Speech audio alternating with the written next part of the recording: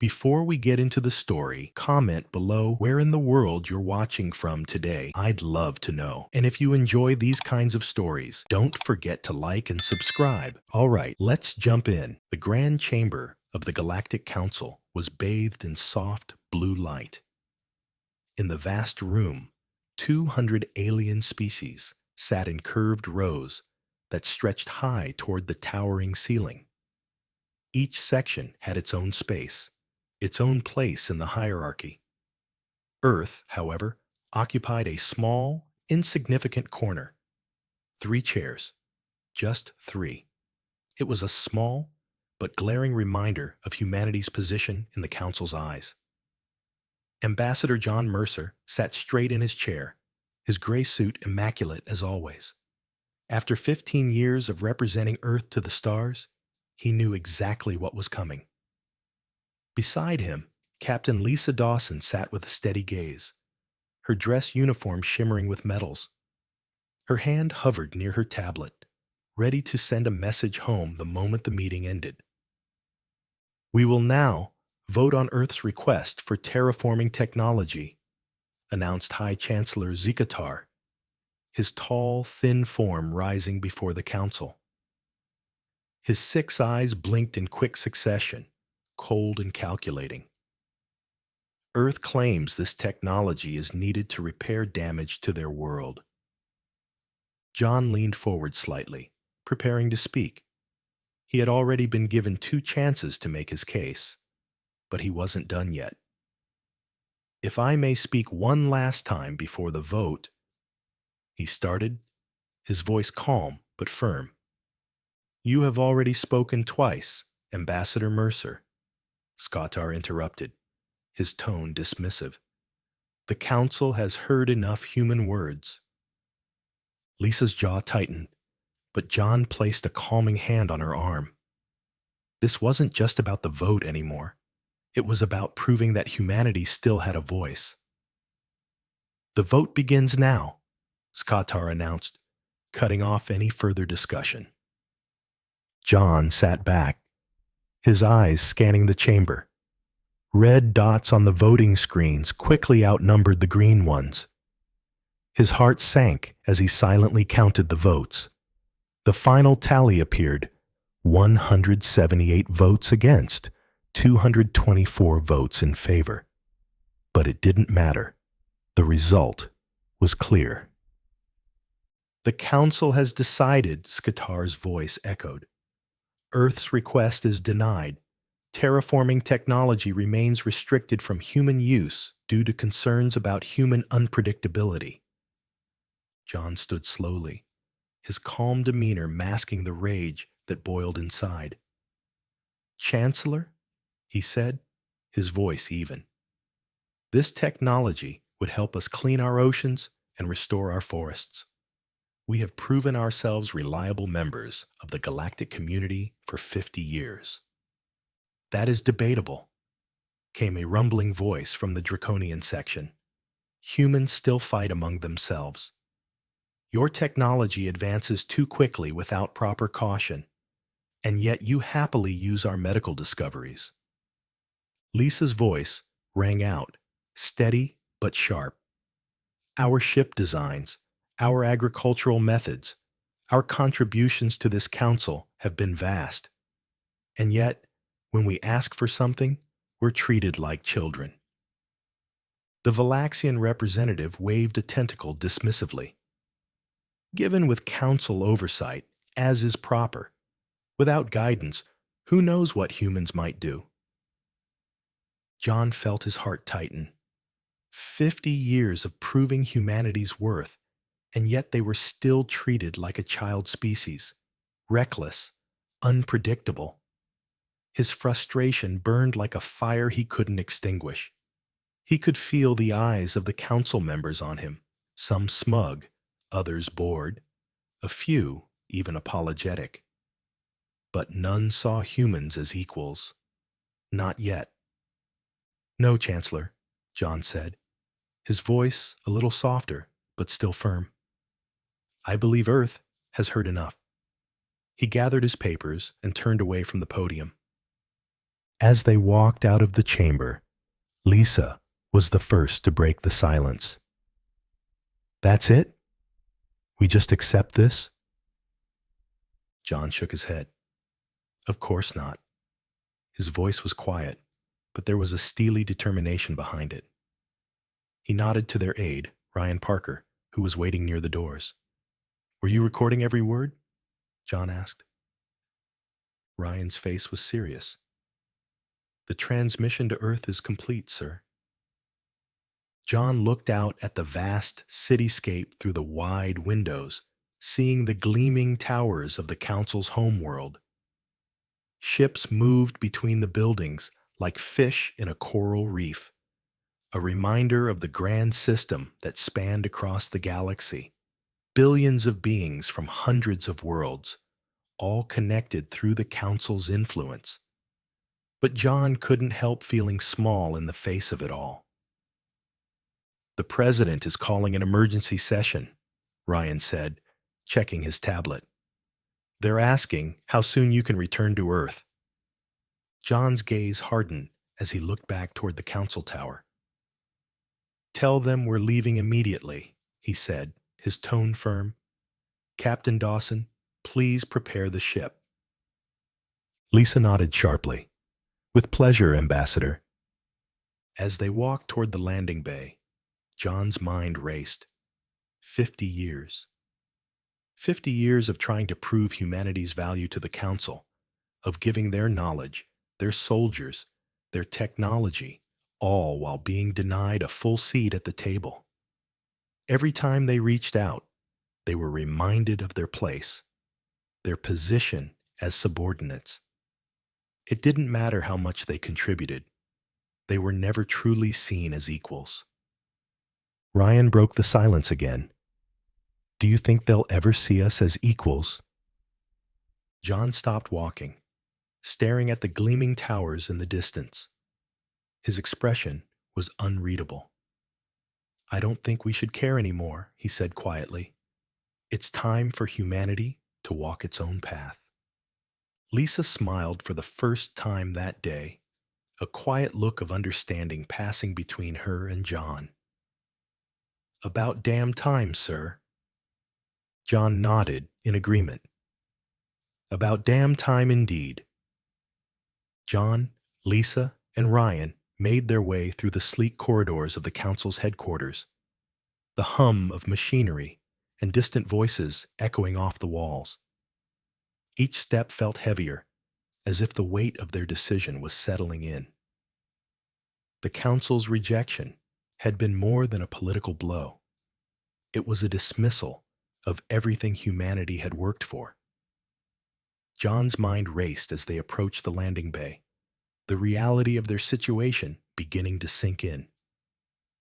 Leaving the Council wasn't just about cutting ties. It was about taking a stand. "We can't go back, John," Lisa said, her voice soft but firm. "There's no coming back from this. Once we leave, that's it. The Council will never look at us the same way again." John nodded. "I know. But maybe that's what we need.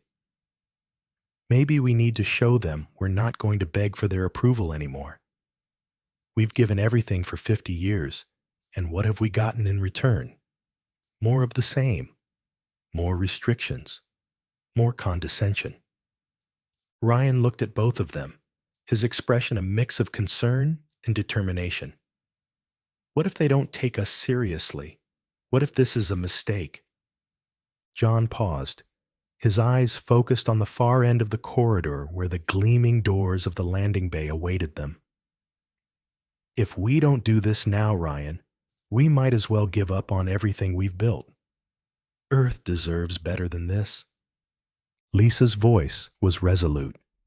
"We'll make it work, John. Earth has survived worse. We've survived worse. We're not giving up.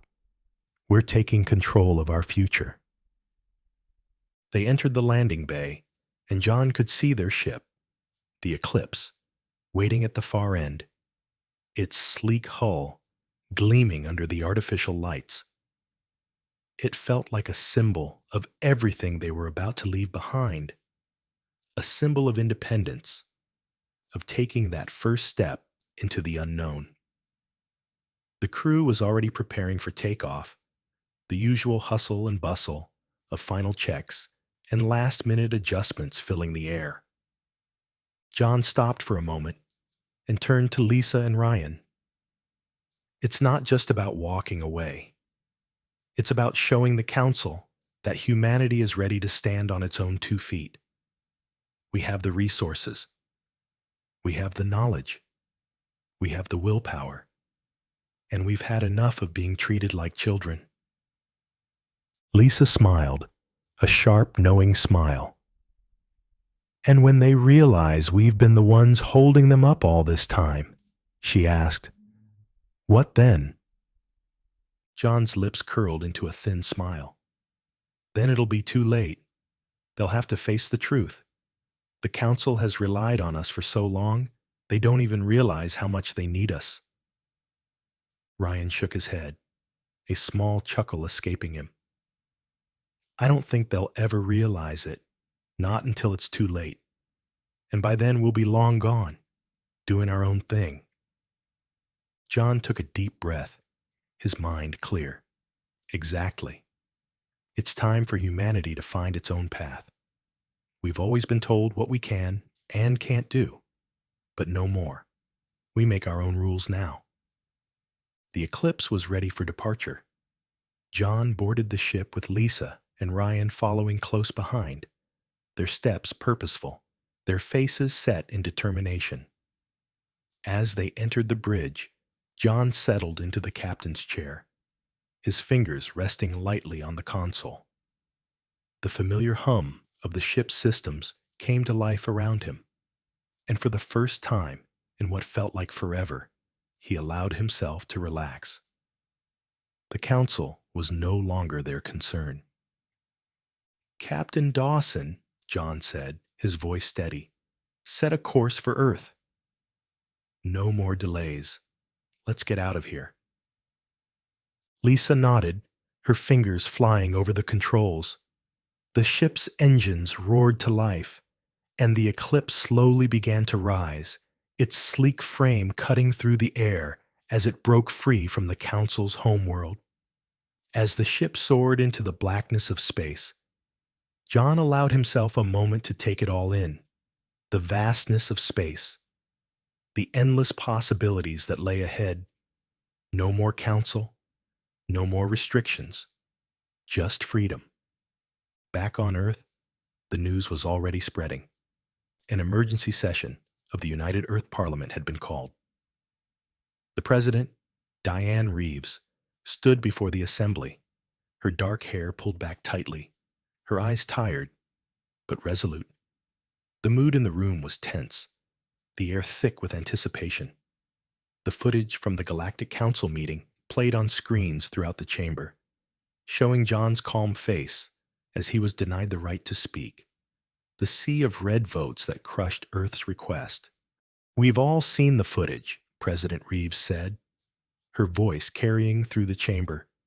This is not the first time the Council has treated us this way, but I suggest it should be the last. Murmurs rippled through the room, some representatives nodding, others looking uncertain. The weight of the decision was heavy, but they all knew what had to be done. They had to act. Earth couldn't keep playing by the Council's rules. They had to make their own path. I called Dr. Olivia Bennett to present her findings. President Reeves continued, signaling for the scientist to come forward. Dr. Bennett stepped up to the podium, her lab coat spotless, but her hands slightly trembling as she adjusted her glasses. For the past 10 years, I have studied the technology that the Council has shared with Earth, she began. And what we've discovered is alarming. What they give us is always decades behind what they actually use. The room fell silent as images of medical devices and agricultural tools appeared on the screens around them. These are the medical devices the Arcarians claimed were cutting edge, Dr. Bennett continued. But we found evidence they've been using much more advanced versions for at least 30 years. The room buzzed with shock and disbelief. The Council had kept humanity in the dark, deliberately withholding technology and progress. Dr. Bennett's findings were proof of the manipulation they'd endured for decades. But the evidence didn't stop there. "This is not the only case," Dr. Bennett said, her voice growing more confident. "Our team has uncovered that the Council species have been deliberately keeping us technologically behind while benefiting from our own innovations. This is no accident. This is a pattern." The room exploded into heated debates, voices rising in anger and disbelief. Representatives from every faction were calling for answers, demanding accountability. But President Reeves remained calm, her eyes fixed on the data in front of her. She knew what had to be done. Admiral Frank Collins stood next, his voice firm and unwavering. "If Earth withdraws from the Council, we must be prepared for possible military action," he said. "However, our analysis suggests this is unlikely. The Council relies too heavily on Earth for too many essential services and goods." He displayed maps of trade routes and human-operated facilities across Council space. "We provide 30% of all medical research, 40% of agricultural technology, and 60% of the soldiers for border security operations. The Council needs us more than they admit." The room was now fully divided. Some representatives were already on board with the idea of withdrawing from the Council, while others were still hesitant. But President Reeves knew what they had to do. It was time for humanity to take a stand. "The question before us is clear," she said, her voice steady. "Do we continue to accept second-class status, or do we walk away?" The debate continued late into the night, the representatives raising concerns, asking questions, and proposing amendments. But the resolution was inevitable. As the sun began to set, casting a warm golden hue over the glass dome of the Parliament building, President Reeves called for the vote. "All in favor of Earth's complete withdrawal from the Galactic Council and all associated treaties?" Hands rose across the chamber in unison. The vote was clear. The motion passed. President Reeves stood tall, her face a mixture of relief and determination. "Operation Silent Departure begins immediately." Outside the Parliament building, John and Lisa stood together, watching as the news of the vote spread across the city. The crowds were already gathering, their faces a mixture of disbelief and excitement. The moment had arrived. Humanity was finally taking control of its own destiny. But as John gazed up at the stars, he knew this was just the beginning. "We're really doing this," Lisa said softly, her voice filled with a quiet excitement. John nodded, a thin smile forming on his lips. Humanity has finally had enough. "Will they try to stop us?" Lisa asked, her eyes narrowed in determination. John glanced up at the night sky, the stars twinkling in the distance. "They'll try to dismiss it at first, call it a temper tantrum. But by the time they realize we're serious, it'll be too late." Lisa checked her communicator, a small smile tugging at her lips. "First recall orders are going out. All diplomatic staff to return to Earth within 7 days. It begins." John's smile widened. "Let's see how long it takes them to miss us." The following weeks were a whirlwind of activity. Across Earth and the many colonies, preparations for the grand withdrawal began in earnest. It was a monumental task, one that would require the coordination of thousands of ships, fleets, and personnel. But the commitment was absolute. Humanity had made its choice. No more standing in the shadow of the Galactic Council. No more asking for permission. No more waiting for approval. Earth was going to stand on its own, no matter what it took. John Mercer and Captain Lisa Dawson, along with their trusted aide Ryan Parker, became the faces of this bold decision.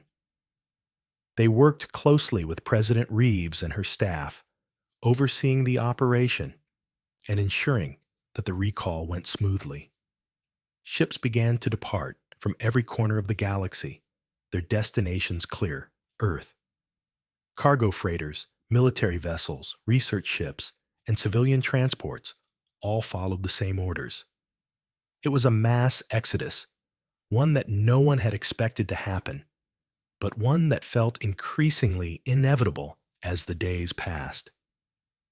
The Council, on the other hand, was scrambling. They had dismissed the threat at first. "It's just a temper tantrum," they said. "Humans will come back when they realize how much they need us." But as the days turned into weeks and the ships continued to depart, cracks began to appear in the Council's carefully crafted facade of power and unity. Ships were being pulled from trade routes. Medical personnel were recalled. Agricultural specialists were leaving entire farming colonies.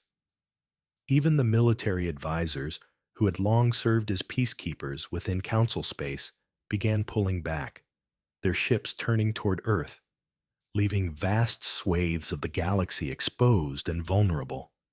John watched it all unfold from his office in Geneva, his eyes scanning the data reports as they flashed across his tablet. He had known this was coming, but seeing it in real time was still surreal.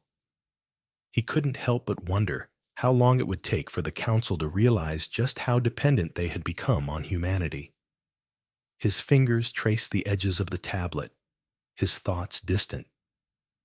"Sir, the final transport has been cleared for departure." Ryan's voice broke him from his reverie. John looked up, meeting his aide's gaze. "Is everything in place?" Ryan nodded. "All diplomatic staff are off-world. All equipment is accounted for. The last phase of the withdrawal is in motion." John's gaze shifted toward the window, where Earth hung in the dark expanse of space, like a glowing orb of hope and potential. He thought of all the people who had worked tirelessly to make this moment possible: the engineers, the farmers, the doctors, the soldiers, everyone who had believed that humanity could make it on its own. It wasn't just about the withdrawal from the Council. It was about reclaiming what was rightfully theirs, control over their own destiny.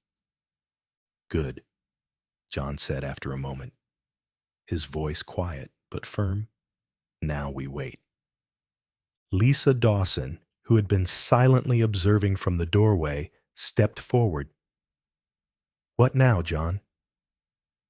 John turned, meeting her eyes. "Now we make sure Earth is ready to take the next step. We have to make sure our infrastructure is solid. We need to build up our defense systems. We need to protect what we have and prepare for whatever comes next. The Council may not see us as equals, but that doesn't mean they won't try to make us their equals on their terms. We have to stay vigilant." Lisa nodded, her face resolute. "We've spent 50 years trying to prove ourselves to them. Now we prove to ourselves what we're really capable of." John smiled faintly. "Exactly. And I think the Council is about to learn that humanity isn't just about survival. We're about to show them that we can thrive too." As the Eclipse and the remaining ships of humanity's fleet made their final jumps into hyperspace, The Council's political landscape began to shift. The leaders who had long dismissed humanity's contributions were beginning to see the first cracks in their carefully constructed empire. They had long relied on Earth for resources, medical knowledge, technology, soldiers. But now, those pillars of support were gone. The ships that had carried their technologies, their troops, and their research were no longer coming back. The void that humanity had filled was wide and gaping. In the Council's emergency chambers, panic was beginning to set in. High Chancellor Zikatar, who had once been so confident in the Council's superiority, now found himself facing an unprecedented crisis. His usually calm, six-eyed face was twisted with frustration as he surveyed the reports of failing infrastructure. "What is happening to our medical stations?" he demanded, his voice rising. "We can't maintain our fleets without human support." A draconian representative hissed from the side. "The Ruckan fleet is losing critical functionality. Without human technicians, half of our warships are adrift in space. Our engineers can't replicate their systems. We don't even understand how they worked." The Valaxian representative, his tentacles writhing in anxiety, added, "Our crops are failing. The irrigation systems designed by human engineers are collapsing. Our planets are facing famine. We can't repair the systems they built." Zakatar slammed his hands on the table. "Enough. We've given them everything.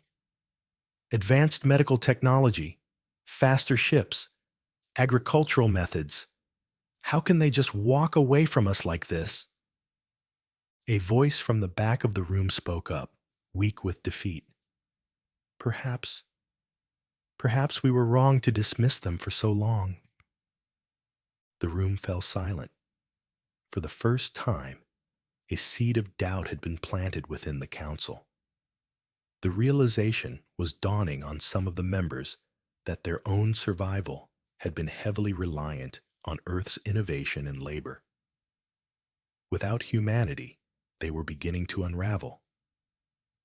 Meanwhile, on Earth, life was beginning to transform.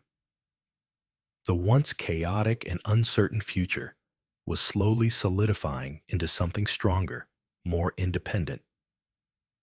Without the Council's oversight, new technologies were emerging at an unprecedented rate. Earth's top scientists, freed from the Council's constraints, were working together like never before.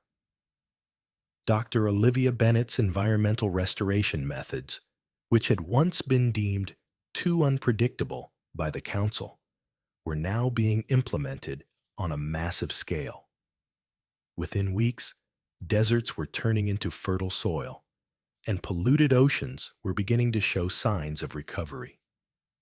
The Council's restrictions had held back humanity's potential for too long, and now, without the constant oversight, Earth was beginning to flourish. In the medical field, Dr. Samantha Wells, once a leading doctor within the Council's medical network, was now pioneering a new generation of treatments. The synthetic proteins that had been exclusive to Council species were now being mass-produced by Earth's laboratories, and the result was astounding. Diseases that had plagued Council worlds for centuries were being eradicated one by one, thanks to humanity's innovative approach to medicine. On the military front, Admiral Frank Collins was overseeing the rapid expansion of Earth's fleet. With the Council no longer in control of their destiny, Earth was taking steps to ensure it could protect itself from any threat, foreign or domestic. The old fleets, once built and maintained by alien species, were now being refitted with Earth-designed technology, and the soldiers who once served as peacekeepers for the Council were now part of a new, independent Earth Defense Force.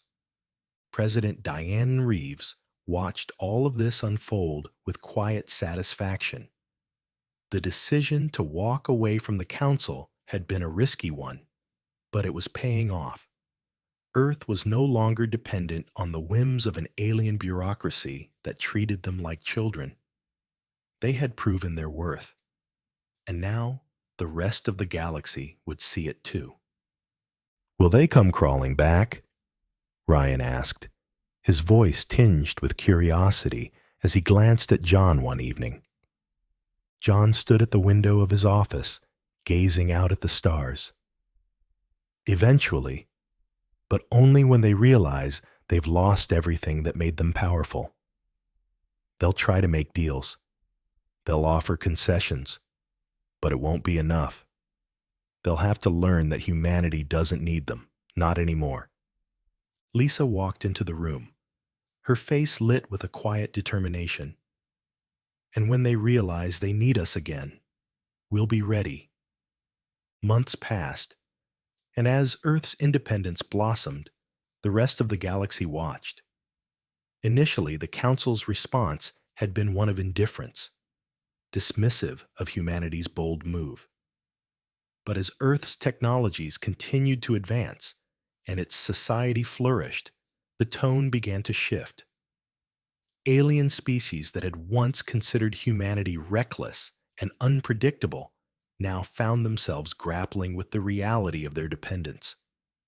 The trade routes that had been dominated by human goods were faltering.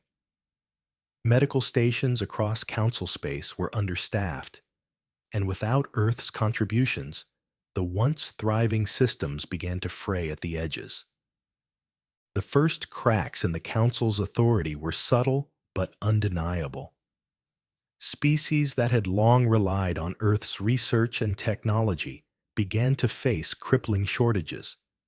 The Valaxians, once the Council's agricultural powerhouse, were now struggling to feed their people.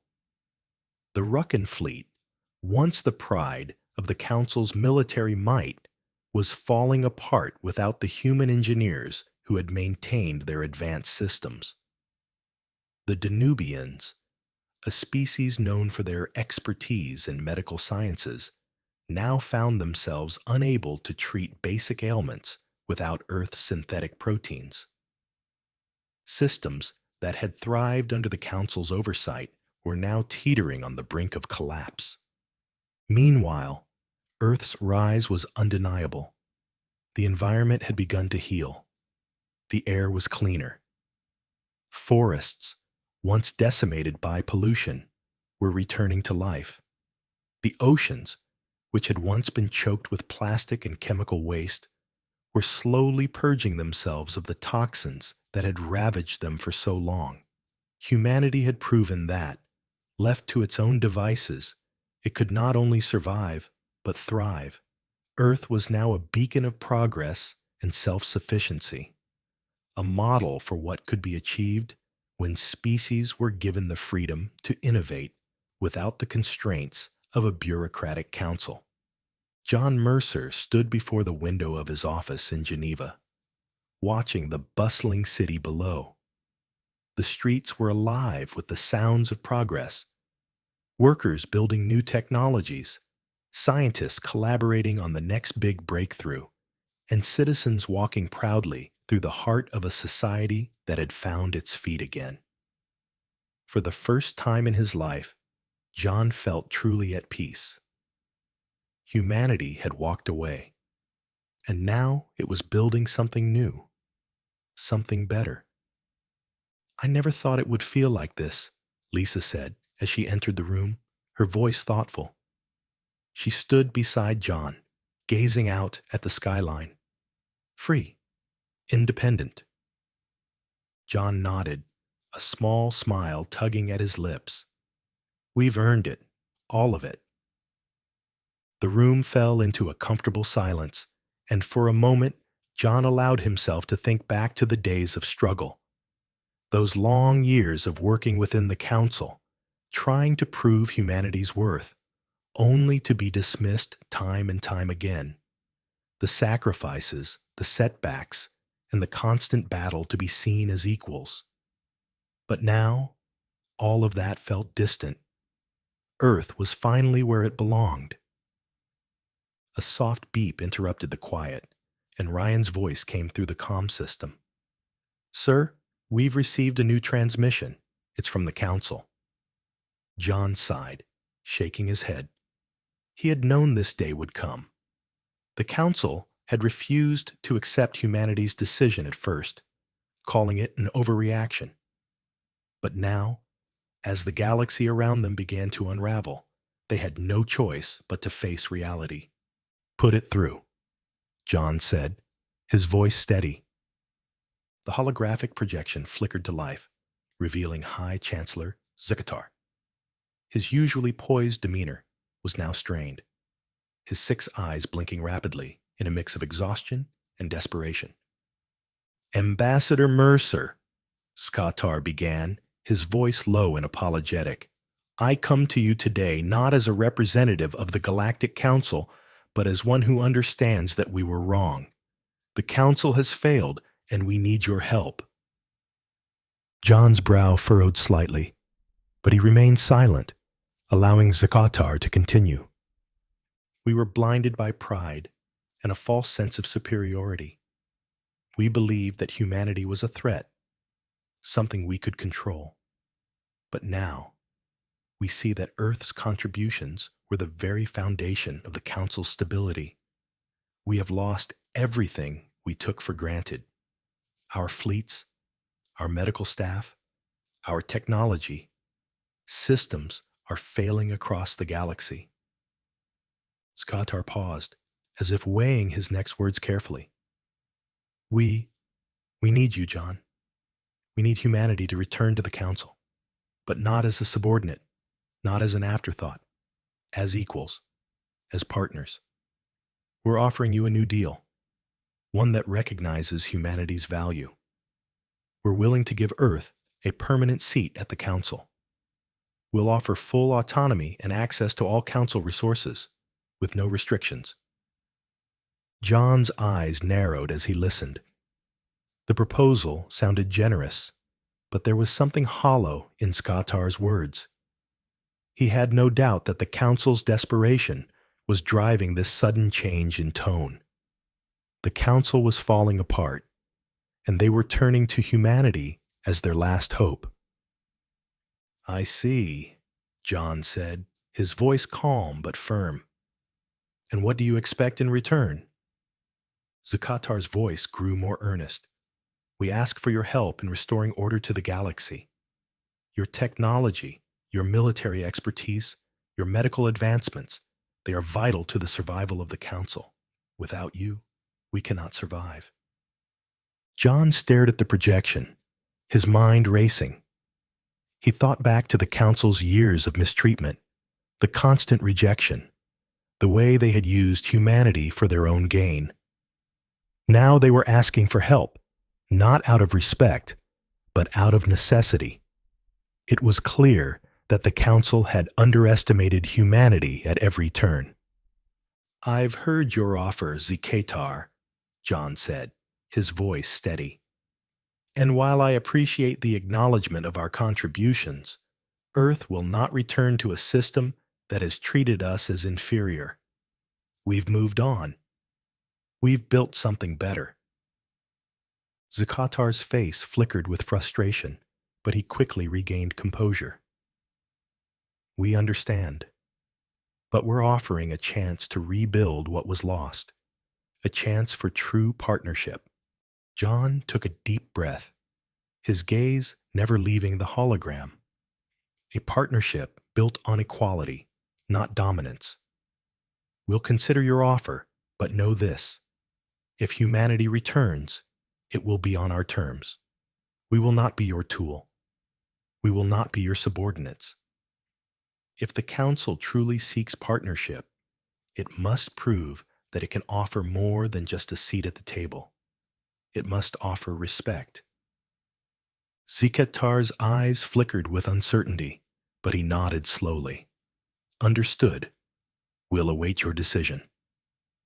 As the transmission ended, John let out a long breath. The council still doesn't get it, he muttered to himself. Lisa turned to him. They're getting there. Slowly. John nodded. Maybe, but until then, Earth will continue to build its own future. We've walked away, and we're not going back. And with that, the conversation turned to plans for the future. The galaxy was changing, and humanity was no longer a mere player on the sidelines. Earth had walked away from the Council, but in doing so, it had set the stage for something greater, a new era of cooperation, not under the thumb of a broken system, but built on equality, innovation, and respect. The Council might have thought they could control humanity, but in the end, it was humanity that would shape the future. John glanced out at the stars one last time, knowing that the path ahead would not be easy, but it would be theirs to walk. And for the first time in history, humanity would do it without the weight of someone else's expectations holding them back. Humanity had walked away, but it had built something far better in the process. The galaxy would never be the same.